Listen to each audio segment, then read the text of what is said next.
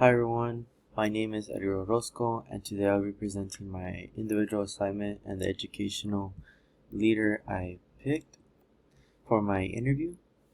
And yeah, go right with it.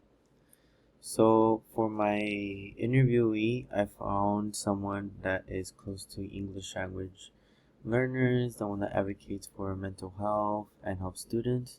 Obviously, all these three are basically all partners, but the guy on the left is the one that's the director and head of my district.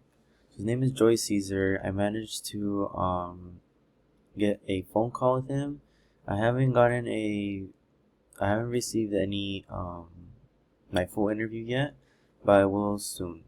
So I managed to get a phone call with him, and he managed to hit me up with a few questions I asked him about, and just see what he does as a role and just in general. The next couple of slides are just pictures of my school, what has been throughout the school year. So yeah, so just little things of my district in El Centro, California. So I'm just gonna be reading what he has explained to me, and he will just go from there. So I introduced myself, and he just replied to give you a quick sense of my role as the Director of Learning Instruction and Accountability. I oversee instructional programs like ELD compliance and ensure that English learners are receiving effective data-driven support to close both language and achievement gaps across our El Centro Elementary School District, which is all over the county. So some responsibles of the advocacy of my leader. So strategic planning and execution of school-wide events, programs, especially for after school, direct support for students, particularly English learners, acting as a bridge between teachers, administration, and families. I'm responsible for developing and implementing the English Learner Program, supervising LTEL after school program support, and managing federal and state funding for LEL services, and aligning with instruction with accountability standards like the LCAP and the ELPAC. Those two are the biggest things here in California. Those big tests. I was once one of them, and I remember we would always take it every year as a kid. So his advocacy style of my leader, he's collaborative and story-driven, builds a lot of among teachers, parents, and administrators, uses personal narratives to make data relatable and human. I would say my advocacy style is collaborative and systems focused. I work closely with teachers, site administrators, and district leaderships to identify barriers and for EL students and create sustainable solutions, not just quick fixes.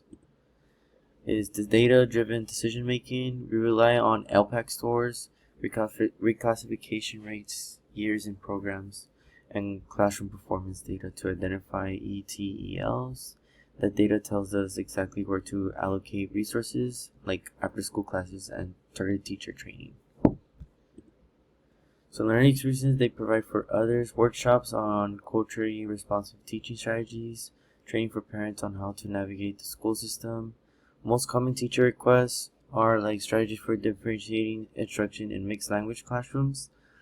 I provide ongoing professional development for teachers on integrated ELD strategies, and I've built structured support systems like the ETEL after school program to give students extra time and attention to a low stress environment. Assessment and evaluation of success.